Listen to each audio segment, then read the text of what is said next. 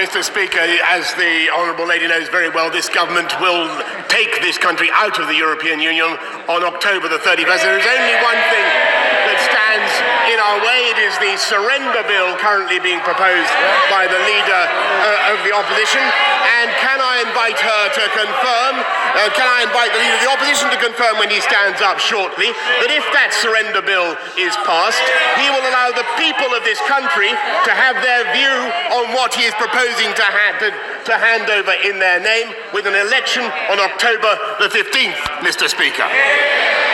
Robert Halfon. Thank you, Mr. Speaker. Can my right honourable friend confirm that when we leave the European Union on the 31st of October, no longer will we be subjected to EU rules on VAT in terms of our energy bills, costing Harlow constituents and households around £55 extra every year?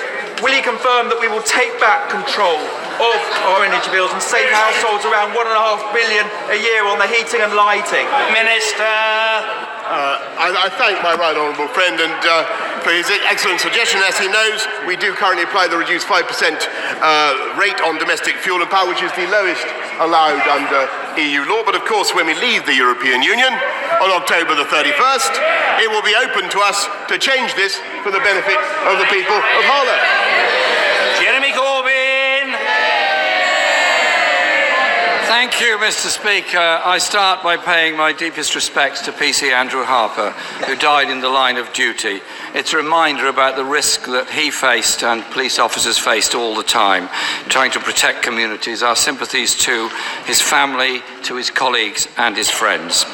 I also, Mr. Speaker, want to send our condolences to those people affected by Hurricane Dorian that hit the Bahamas at the weekend. I'm hoping and I'm sure that the government and DFID will be doing all they can to make sure all help is sent there that's necessary.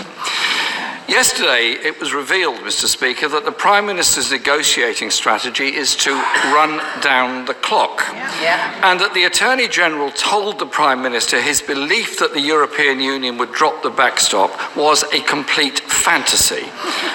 Are these reports accurate, or can the Prime Minister provide the detail of the proposals he's put forward to the EU? The Prime Minister. I tell you, Mr. Speaker, what our negotiating strategy is, and it is to get a deal by the summit on October the 17th, and to take this country out of the EU on October the 31st, to get Brexit done.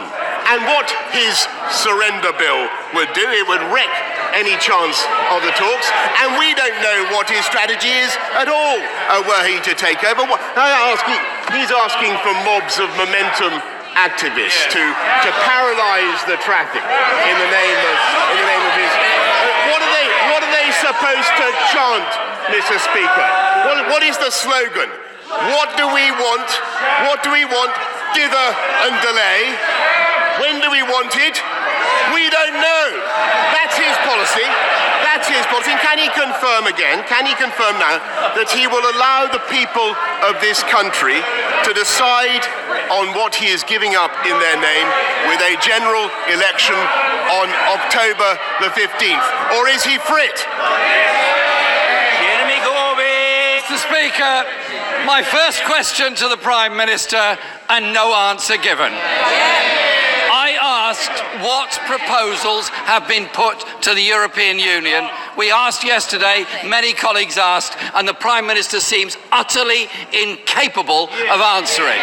Any rational human being would assume, therefore, none have been put, and there is no answer to that question. The Prime Minister and his cabinet colleagues have been saying he's making progress. The EU's chief negotiator, the Chancellor of Germany, the Taoiseach of Ireland say no proposals have yet been made by the UK. If the Prime Minister thinks he's made progress, will he publish those proposals that he's put forward to replace the backstop? Prime Minister. As the right honourable gentleman knows very well, you don't negotiate in public, and we are making substantial progress, and we will get that backstop out. Order, Prime Minister, please forgive me interrupting. There is a long way to go. There are a lot of questions to be reached. The questions must be heard, and the responses from the Prime Minister must and will be heard. The Prime Minister. Mr. Speaker, let us be absolutely clear. This government is going to get a deal from our friends in Brussels, and we will get the backstop out. We will get an agreement. I think this House can approve. The only thing that's standing in our way is the undermining of those negotiations by this surrender bill, which would lead to more dither and delay. We delayed in March, we delayed in April, and now he wants to delay again for absolutely no purpose whatever. What does he intend by this? We are spending, in this government, we're spending £1 billion to put 20,000 more police officers on the streets. He wants to spend £1 billion a month net to keep us in the EU beyond October the 31st. And I will never allow that. Jeremy Corbyn. Mr. Speaker, I really fail to see how I can be accused of undermining negotiations, because no negotiations are taking place.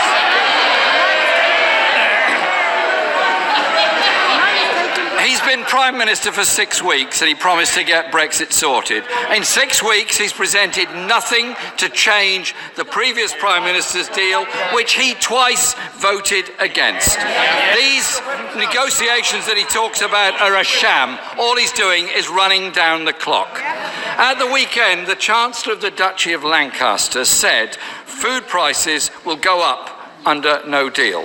Will the Prime Minister publish the Yellowhammer documents so that people can see which food prices will go up and by how much? Mr. Speaker, the Chancellor of the Duchy of Lancaster said absolutely no such thing. I can tell him